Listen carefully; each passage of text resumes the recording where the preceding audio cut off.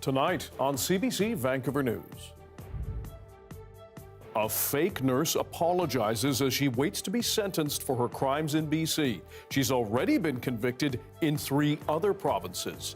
Plus, I stand by my position. A BC Conservative MLA defies her leader over the resignation of a police board member. But John Rustad denies there's a rift in the party. We don't whip our people to say what they want to say. And There's a lineup out the door and down the stairs. Vancouver Islanders look for shipping alternatives as the Canada Post workers' strike drags on and the holidays inch closer.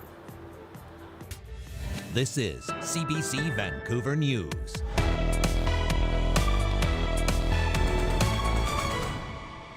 Hello, I'm Dan Burritt. Thanks for joining us. A woman who faked being a nurse in BC has offered an apology in court, saying she felt shame and remorse.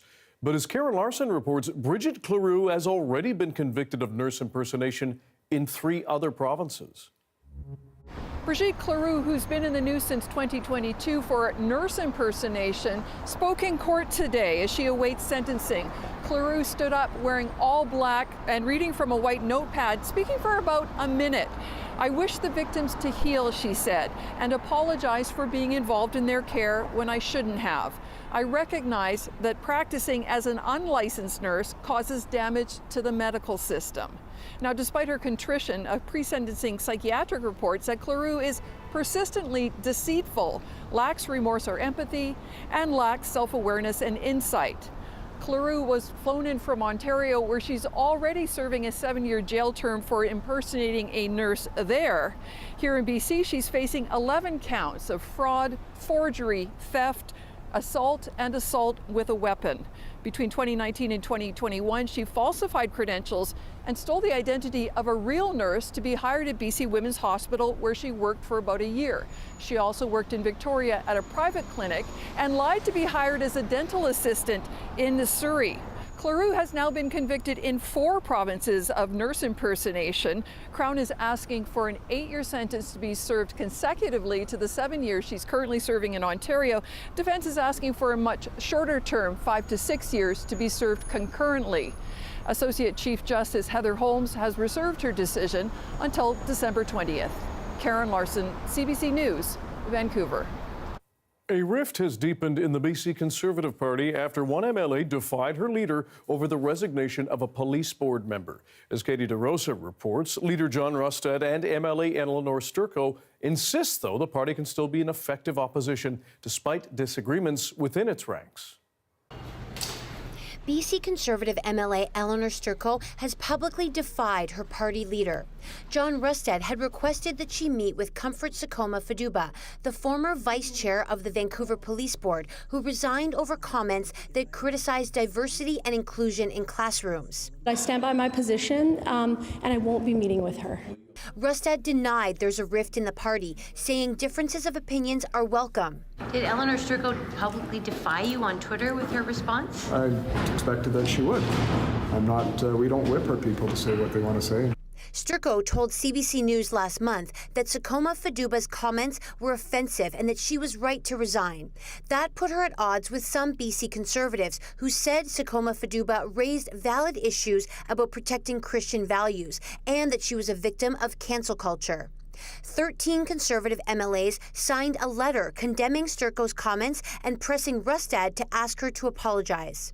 But those MLAs were not speaking today ahead of a Conservative caucus meeting. Leave that at no comment. Thank you. I think you guys have a very important phone call. Yeah, we can talk about it later. I'm not going to make any comments right now. Do you think she needs to apologize? Caucus meetings are always feisty, and I look forward to it. Rustad posted on social media Monday that he shared a meal with Sakoma Faduba in her home and invited Sturckow to meet with her as well.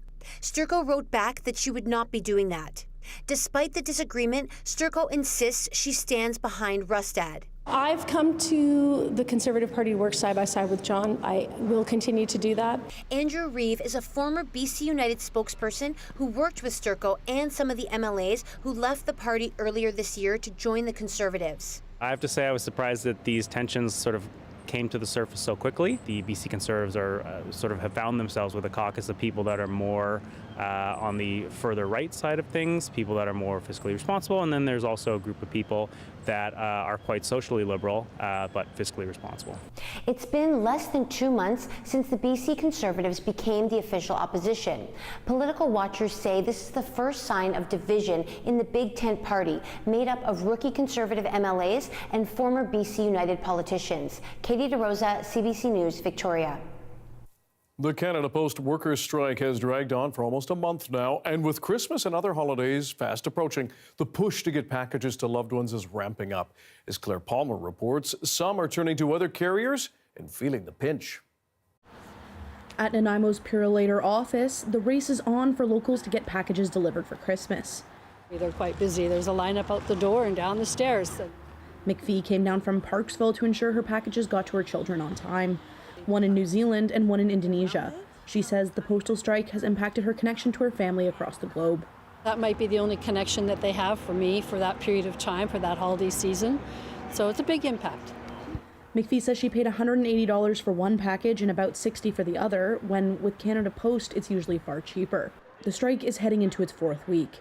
In Nanaimo, strikers picketed in front of Purolator, which is a subsidiary of Canada Post, on Monday morning, in response to Purolator taking over work. Purolator drivers are union as well, and I know it's kind of a sticky situation, but we would prefer if they would just leave the work and let Canada Post get back to the table and come up with an offer so we can get this over with, because we don't want to be out on strike either. Nanaimo residents say as the holidays get closer, they're looking at alternatives and adapting their season to fit life without the postal service. I support what they're doing and why they're doing it, and I think we're all just making adjustments and just kind of changing our plans.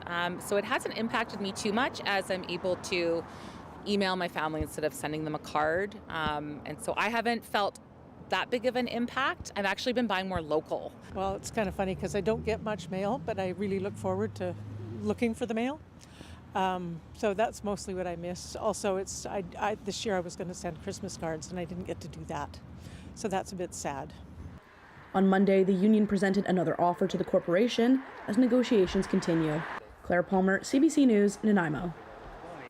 Property owners in Vancouver will see an almost 4% property tax increase in the new year. Council has unanimously approved next year's budget. And some say they're proud of finding extra revenue and savings to keep that increase lower. We spoke with the CBC's Chad Postal about what it will cost. It's 3.9. 2.9% of it is going to go for services. 1% is for infrastructure renewal. A big deal in Vancouver. Fire halls, bridges, community centers, we've all heard about them being updated. Now, how does it compare? Well, this is far lower than any other Ken Sim ABC budget. In the first year into their mandate, they campaigned on an efficient city hall. Well, they passed a budget of 10.7% in increase. The last year, it was 7.7%. So now they're very proud that they've got it down to 3.9%. Here's Councilor Mike Klassen on how far they've come. When we began, it was a very, very challenging budget. The numbers were very hard to take. We had to restore services, but we're now got our arms around this, and thanks to the Mayor's Office, Mayor's Budget Task Force, all of our staff and the Council, I think we're going in the right direction here. What else stands out in this budget for you, Chad? Yeah, so I think worth mentioning is this Mayor's Task Force, Budget Task Force. They were to come up with recommendations for efficiency and revenues, and they did, $26 million worth. So no service cuts in this budget, no loss of jobs, even though we're looking at a very low tax increase. In the lead up to the budget now, police were asking for more money than the city expected. They wanted $13 million more for helping with tenant encampments, helping to police protests, get their body-worn cameras in place. Council today only approved about $2.6 million of that, not quite as much, but the police say we're satisfied with it. Our priority for next year is these body-worn cameras. So one last thing that we'll finish on, though, what a bigger increase for next year is your utility bills. We're looking at an 18% increase. This is all to do with the North Shore wastewater treatment plant. So we're talking about like $386 for the single family home, a medium home. That's a big increase. So those bills are going to be coming. I think that's going to be a bit more of a shock than the property tax increase. Chad Postal reporting. Vancouver police say a suspect they arrested last week for allegedly sucker punching a stranger downtown is now charged in 3 separate unprovoked assaults. Last week, VPD released this video of a suspect punching another man in the face on November 28th outside the Bay on Georgia. Police arrested 29-year-old Zachary Shettle a few days later, and he was charged with 1 count of assault. But the force says prosecutors have now charged Shettle with assaulting 2 other men days before the November 28th attack. The RCMP says an 8-year-old boy has been killed in a crash involving a snowplow near Castlegar amid ice and freezing rain. Police say the boy was with his 5-year-old brother and stepdad in a Kia SUV when it collided with a snowplow dump truck on Highway 3 just after 8 a.m. Saturday. Mounties say the Kia then hit a pedestrian who had stopped to help another vehicle, leaving him with what are described as life-altering injuries. The victim's brother and stepdad reported minor injuries, while the snowplow driver appears unhurt. Police say weather at the time was terrible, and they're asking any witnesses or anyone with dash cam footage to contact them. The BC Coroner Service has recorded what it calls a significant decline in toxic drug deaths this year. Between January and October, the last month for which data is available, the province saw a 9% drop in poison drug deaths. The data does not indicate why fewer people have been killed, but the coroner notes similar changes have been seen in other places. I fear it's a blip. I hope it's an indication of the numbers going down, but I don't think we've done anything to make the numbers go down. I wouldn't put the message out there that this number indicates any more safety. Mullins says with an average of 5 people killed each day in October, the drug supply in the province remains extremely dangerous. The first commercial batch of low-carbon aviation fuel made in Canada has been made here in BC, and a major airline has bought it all. As Michelle Gassoub reports, experts say it could slash carbon emissions if it's scaled up, but that would be hugely expensive. Today, Parkland is announcing that it's taken the first step in Canada's efforts to decarbonize air travel by producing the very first batch of low-carbon aviation fuel. A small step to reduce emissions from Canada's aviation industry. The first batch of made-in-Canada low-carbon aviation fuel was produced in this Burnaby refinery. Parkland has become a leader in producing low-carbon fuels using renewable feedstocks. We take canola oil and agricultural waste, and we co-process it with crude oil to create a lower carbon fuel. Parkland says it's produced around 100,000 litres of fuel. The full batch already purchased by Air Canada. Emissions from the airline sector are big. In 2019, Canadian air operators released 22 megatons of carbon dioxide, the equivalent of driving 4.8 million cars for a year. Parkland wouldn't say how much low-carbon fuel could reduce emissions. This expert had an estimate. If the feedstock changes and you're using something like canola or soya, well, you've got to put the inputs for the tractor, the fertilizer. But even then, it's probably the carbon emissions have been reduced maybe by about 50%. Canada currently imports low-carbon fuel from abroad. Producing it is expensive. It's tough. It's very tough to decarbonize aviation. And I think eventually they'll have to download some of those additional costs onto the consumer. The CEO of WestJet has warned significant help from government will be needed to prevent airline costs from spiking. We are involving everyone in this in a positive initiative that builds the economy. It shows that clean energy innovation can happen here. Industry groups have warned Canada needs incentives like those in the U.S. to make mass production of sustainable fuel a reality. Michelle Gassoub, CBC News, Vancouver.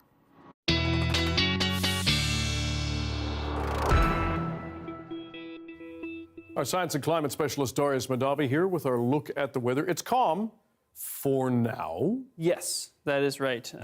Just like to suggest what we like to see, Dan, no weather warnings in place across the province. A bit of flurry activity, a bit of precipitation happening in the south coast, but nothing too notable. And that'll be the story for a little while longer. Once we get into the weekend, we may start to see some more activity, some flurries for the mountain passes and for up in the mountains. But for now, we're just looking at cloud tomorrow morning. Some clearing happens in the afternoon. Then some showers move in at the beginning of the day on Thursday, spreading to Vancouver Thursday afternoon. But again, just showers. That consistent precipitation doesn't come until we get into Friday. And when that does happen, Dan, that is going to spread across the province. Okay, Doris, thanks very much. Thank you.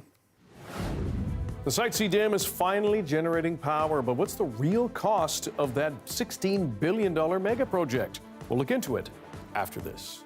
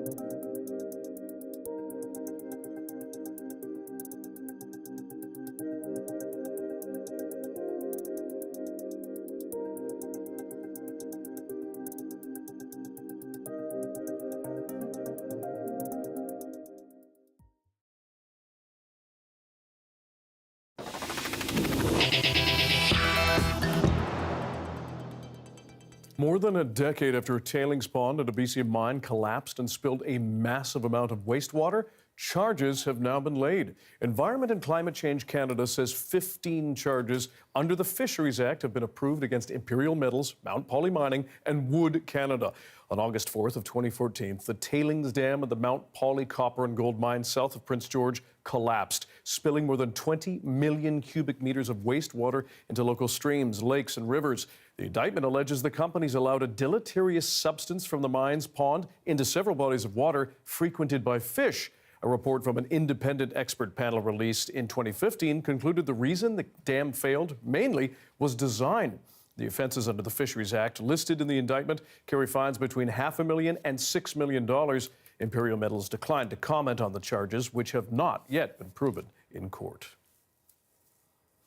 After nearly a decade of construction, the massive Site C dam is finally generating electricity.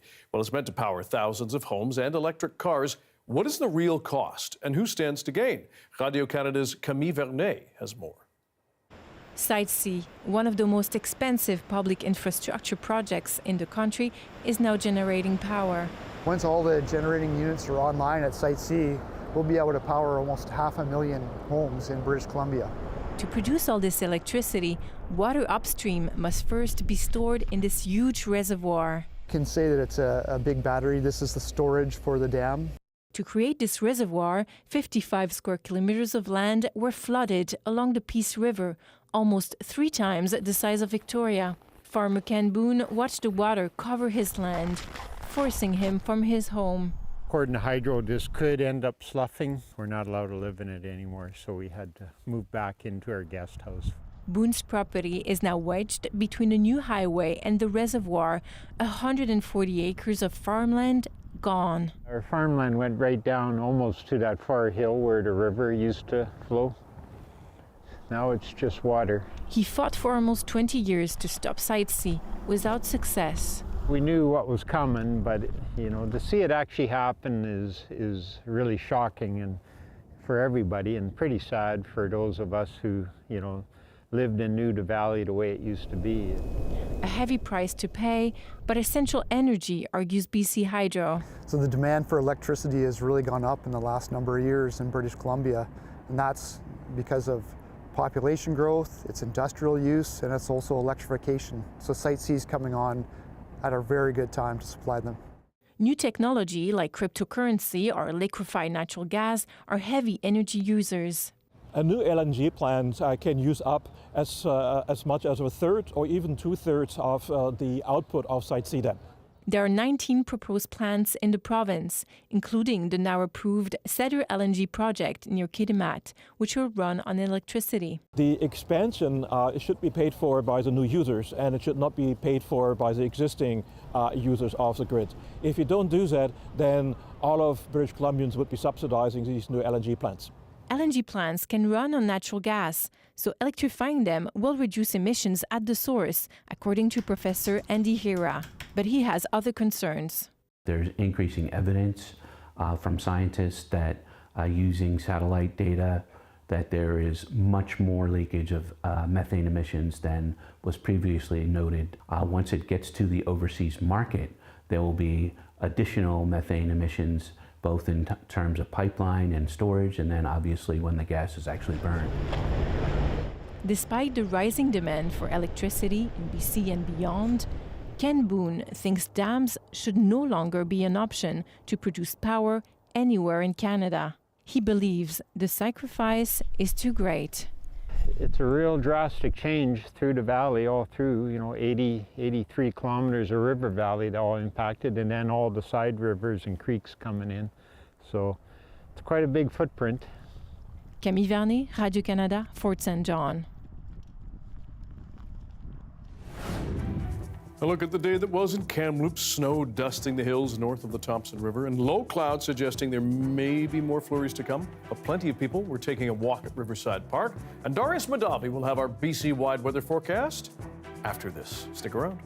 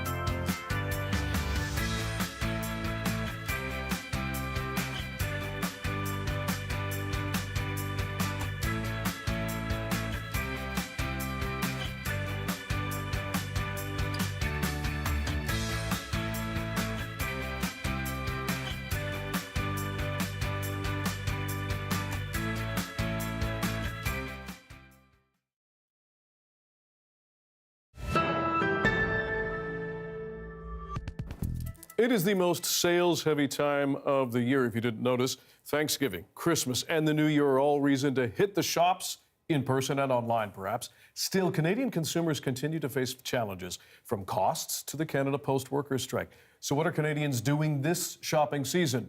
For some analysis, we're joined by David Ian Gray, founder of Dig 360 Consultant. David, thanks for being here. First of all, let's talk about the Canada Post strike. Yeah. What is that doing in terms of people's habits? What's the impact? Well, there's some direct impacts where Canada Post is the delivery vehicle for your order, so that's obviously messing things up. But most retailers have backup plans. They're using FedEx, Perlate, or others.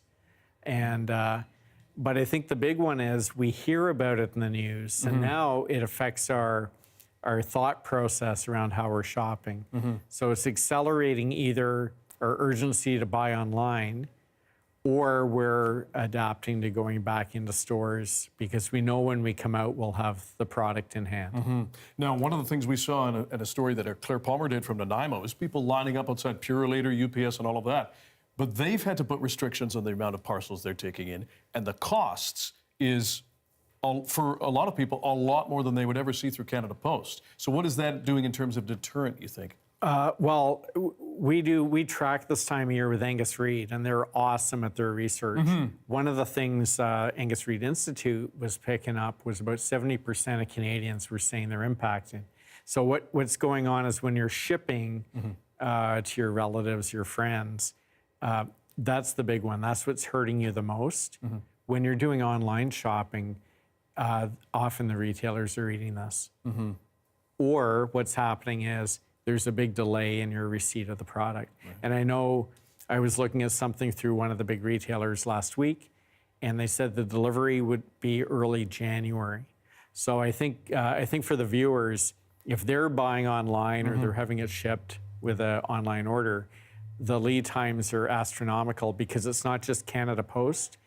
All the volume's shifting over to the other guys and they can't handle it.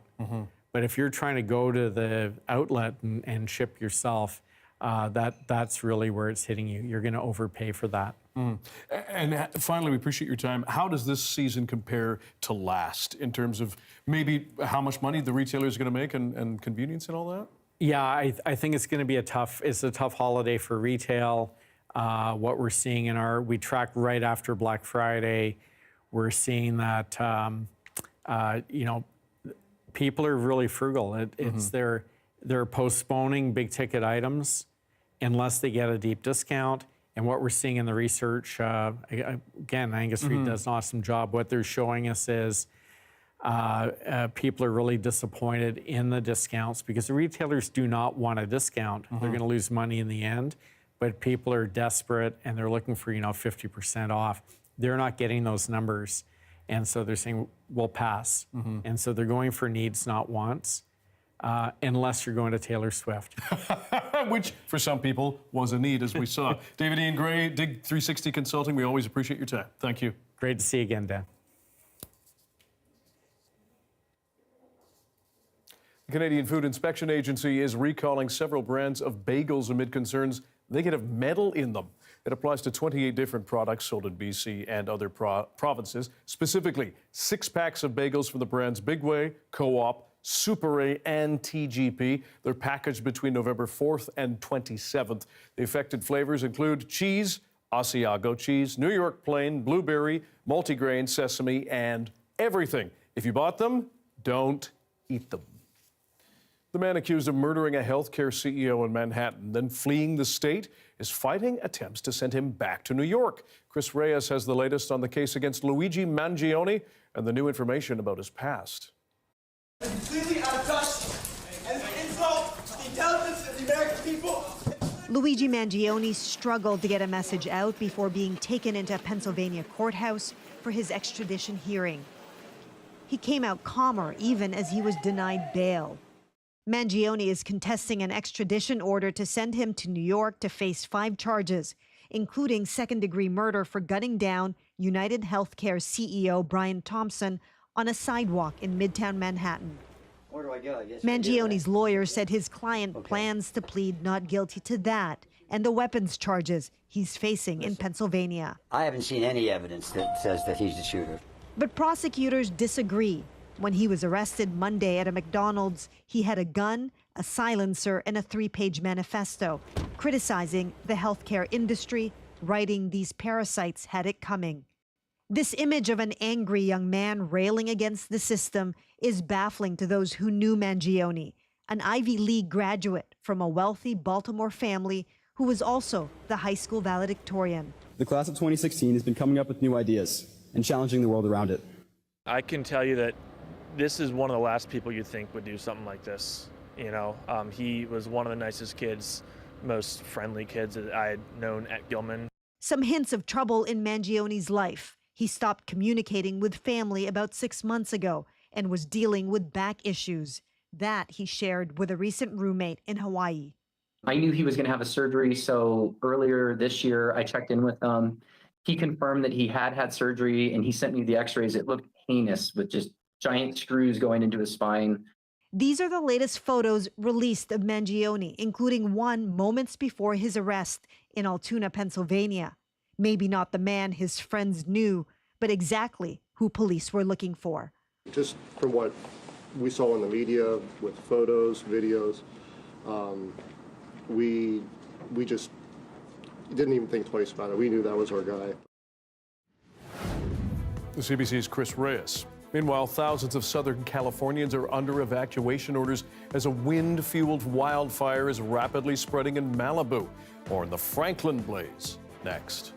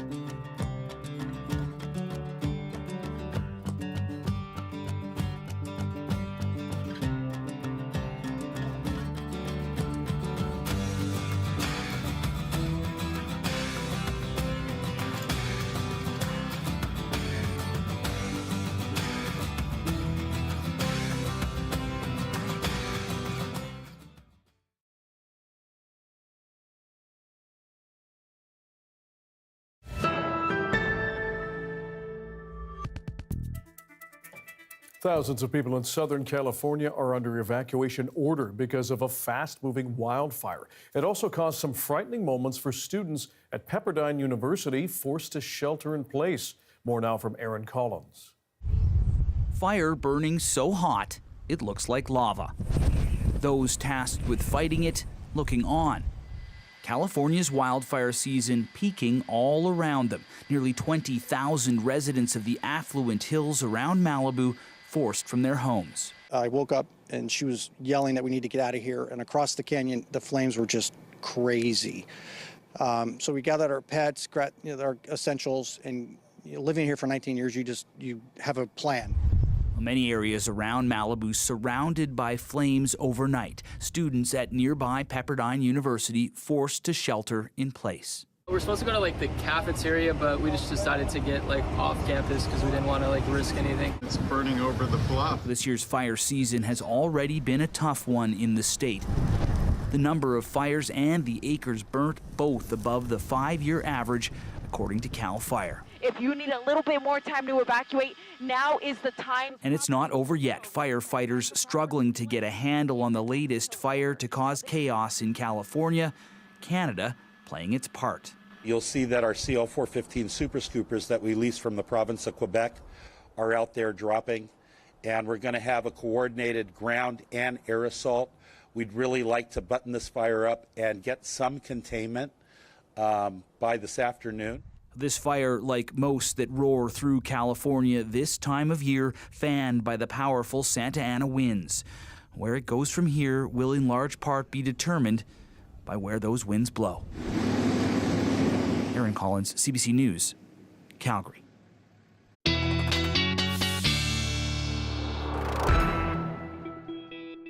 Darius Madavi is here with our BC-wide weather forecast as we await some precipitation sometime. That is right. Yeah. Isn't that always the case, Dan? Yes, some precipitation is on the horizon, I'd say, but first a little bit of clearing tomorrow across the south coast. Then some showers arrive on Thursday. Nowhere is expected to be heavy, but once we get into Friday, we may start to see some heavier precipitation arrive for parts of the island, especially along the west coast of the island. Maybe some of that making its way over here to Vancouver. Now, freezing levels should be low enough that the Alpine will see some snow along the south coast. Even the local mountains, once we get into this weekend, we'll probably see some snow up at the peaks. We may see temperatures come down enough overnight Saturday into Sunday or Sunday into Monday that SFU even sees a little bit of snow, so that low an elevation, seeing at least a dusting. Now, if we take a look across the province, you can see that precipitation first hitting at the northwest, coming along to the Haida Gwaii and the north coast, working its way down on Thursday. Then on Friday, we see that bigger wave of precipitation arrive, spreading across the province, so expect to see some snow pretty much across the board. Temperatures will be fairly seasonal when that happens, so all the places that can usually expect snow at this time of year can expect snow with this big precipitation event.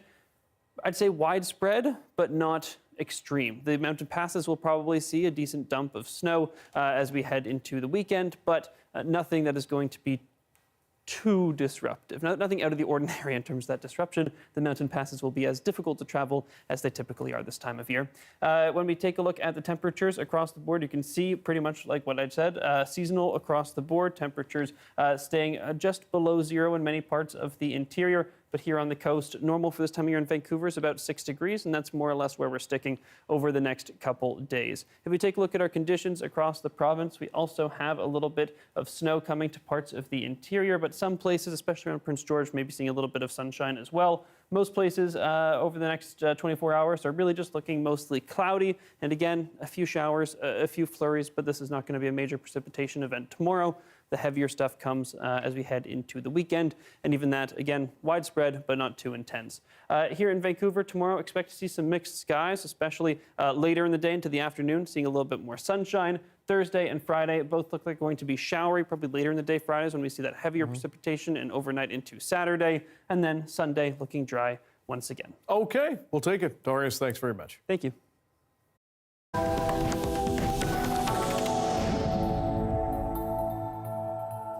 Much of the world was stunned by the sudden and unexpected collapse of the Bashar al-Assad regime in Syria. From a place of stability in 2 short weeks, he was forced into exile, and with surprisingly little military action to go along with it. More now from Andrew Chang. The Assad regime has collapsed. The president, gone. Bashar al-Assad is no longer Syria's dictator. He's now in exile in Moscow. As rebels moved into the Syrian capital of Damascus. Rebel forces launched a devastating series of attacks from their tiny stronghold of Idlib province, marching east into Aleppo, then south to Hama, through Homs, and finally to Damascus. And they did it in less than 2 weeks. I'll show you how.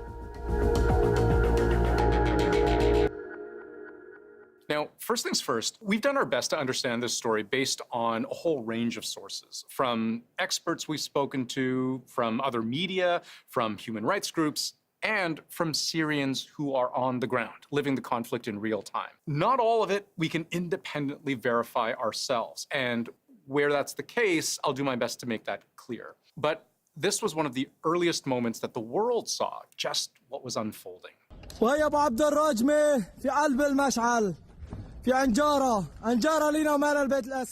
In that clip, we see a man praying by a statue in a town rebel groups claimed to have conquered. The cameraman is saying roughly, Anjara is ours.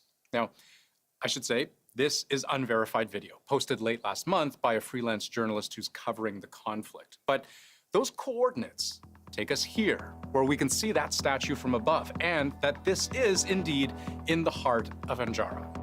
The city matters because it was the front doorstep of what would become the opposition forces' first major victory, where the world would be reintroduced to a rebel group called Hayat Tahrir al-Sham. Hayat Tahrir al-Sham. Or HTS for short. HTS. HTS. Known as HTS. For years, HTS forces had been marshalling in Idlib province, considered the last remaining opposition stronghold against Assad's regime in the country.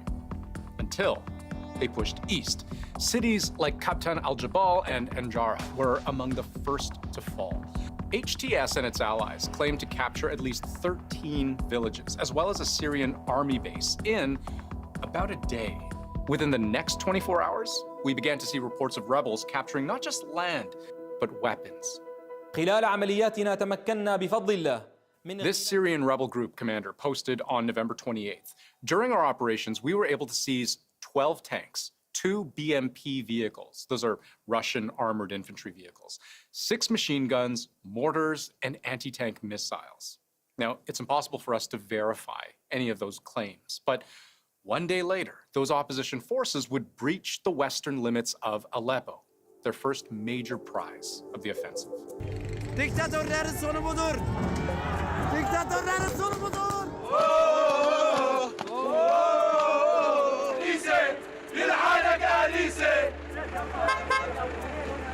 Government forces reportedly fled. By evening Friday, November 29th, CNN reported that the city center had fallen, and rebel forces grew even stronger, continuing to claim Syrian army weapons as their own.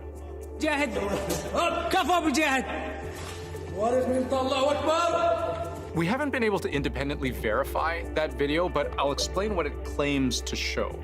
It was posted by the head of the Middle East Institute's Syria program, based in Washington. And those weapons, he claims, are man-portable rocket launchers meant to shoot down planes. Because at this point, you might be wondering, how did rebel forces advance so quickly and successfully? And where was the Syrian National Army? Well, there was an attempt to fight back. As rebels broke into Aleppo, Russian planes, an ally of Syria, dropped bombs on Idlib, the rebels' home base. This is the aftermath of an airstrike on a hospital.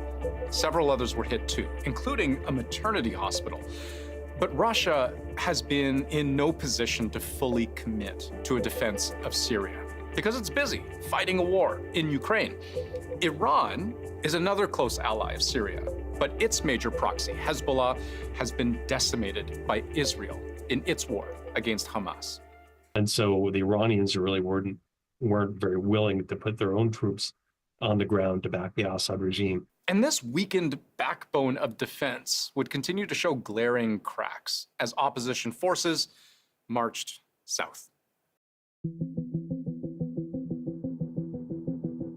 The M5 highway in Syria goes a long way in literally connecting the dots of how rebels eventually broke the Assad government.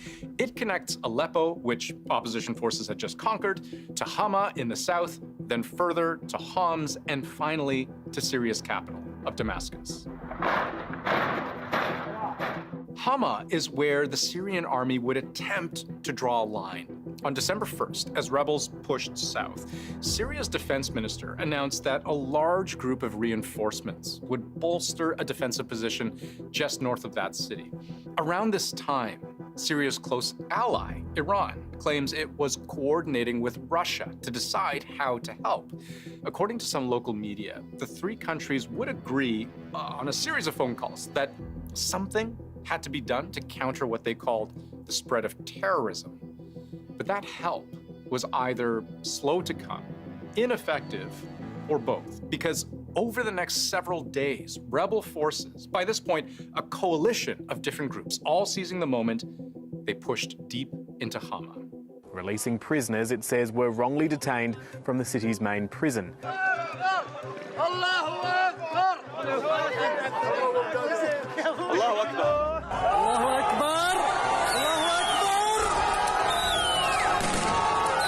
By this point, it was starting to become clear that opposition forces had a kind of unstoppable momentum.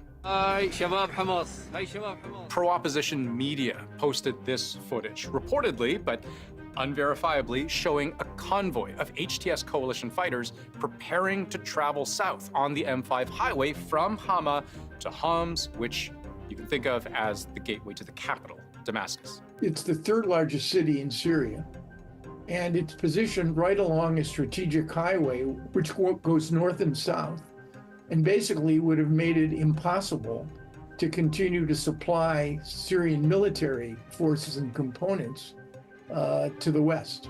Many experts saw losing Homs as the start of a death spiral for the Assad regime. It is the site of a key oil refinery, a major economic hub, and, as you heard, a connection point to the coast. It would also appear to have been the last shred of hope for defenders of Bashar al-Assad. Because as Homs fell, rebels called on regime soldiers to defect. والانشقاق عن هذه العصابة التي ربطت مصير شعب بأكمله بمصير أفراد العائلة الحاكمة وإلا فانتظروا مصيركم. It's impossible to know how many did, but they did run. Iran flew their officers out. And by the time opposition forces began their final push for Damascus itself, there was effectively nobody left to stop them. They seized the capital unopposed. Bashar al-Assad, the man who ruled Syria with an iron fist, had disappeared. It was clear that the security forces and the Syrian regime's military forces were simply washed away. And it created a further constraint and obstacle for security forces to control large crowds. The Syrian army had no stomach for this fight. They defected, they had surrendered, they retreated. In the end, there were at least three big reasons Assad's regime fell. It was weak without its allies. It was up against a coalition of forces who appeared to coordinate, at least on some level. And it was unpopular.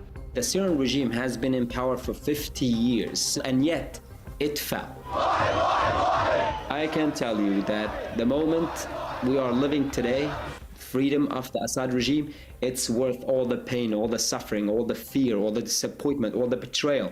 It's worth everything. But a much more difficult question to answer now is what or who takes Bashar al-Assad's place? HTS, which led the rebellion, is a jihadi group with roots in al-Qaeda. For years, it has been labeled a terrorist group by the US, the EU, and the UN. That might change now, given what's happened. But it's anyone's guess what happens next. With 2 weeks until Christmas Eve, it's not too late to get your hands on a tree. After the break, a look at a truly BC tradition and an option you may not have considered until now.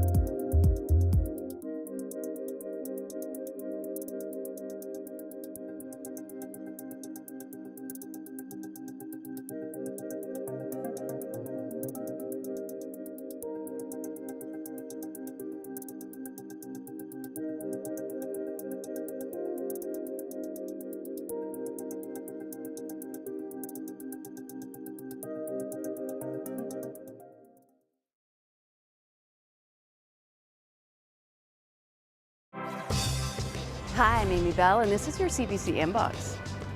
December 6 kicked off CBC's Make the Season Kind, supporting food banks in British Columbia.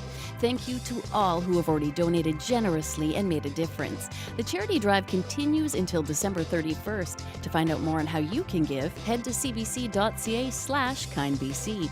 And never miss a special programming series, event, or contest. Subscribe to CBC Vancouver's e-newsletter and keep connected with us. It's a chance for British Columbians to channel the holiday spirit and just a touch of Clark Griswold. For years, the province has allowed people to legally cut down their own Christmas tree. So let's take a look back to 2021 when CBC's John Hernandez took a swing at it. So it's the holidays, and what better way to get into a merry mood than to cut down your own Christmas tree? Well, to do it legally, the first thing you should know is there's some red tape, and not the festive kind. You need to register for a permit on the BC government's website. It's quick, easy, and free. Print off the paperwork, and the adventure begins.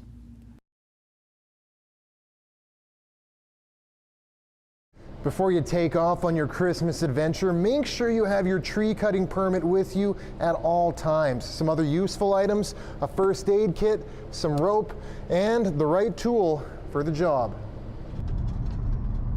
In BC, you can't just chop down a tree anywhere. Odds are you'll have to go on a bit of a trek. Trusty online maps from the province show you exactly where you can cut, depending on which region you live. For us, that meant a trip up the Sea to Sky Highway north of Vancouver.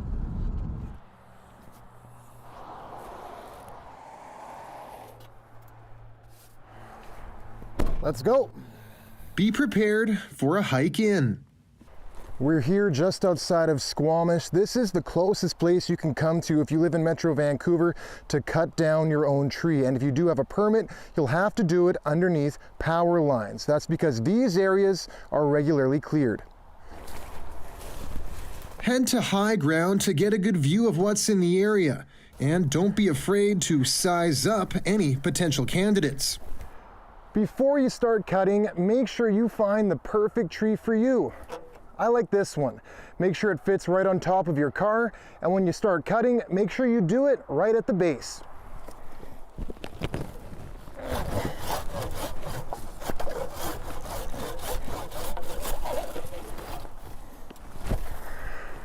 Nothing to it.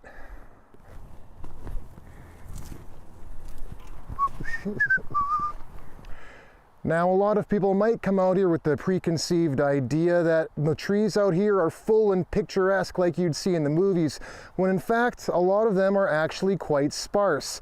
But they're still beautiful because you cut it down yourself. Safely secure the tree to the roof of your car, or even squeeze it inside if you can.